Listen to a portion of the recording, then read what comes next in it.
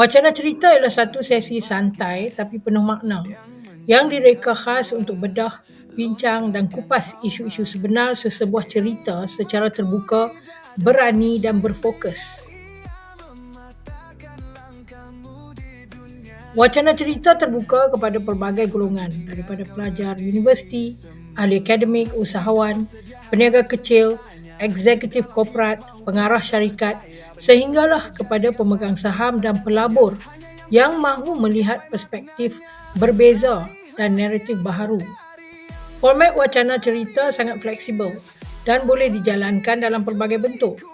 Antaranya, kelas interaktif, bengkel praktikal, sesi diskusi meja bulat, forum, podcast atau live streaming, atau sesi santai ngopi atau coffee talk atau tea talk.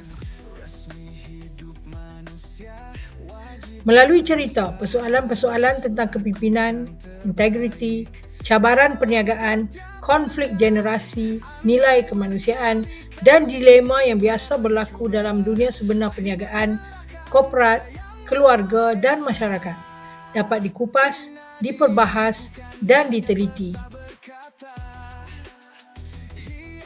Untuk pelajar, wacana cerita membuka ruang berfikir di luar silibus. Untuk usahawan dan peniaga, ia memberi refleksi tentang cabaran sebenar dalam dunia bisnes. Untuk eksekutif dan pengarah syarikat, ia menjadi latihan pencetusan idea, kepimpinan dan empati.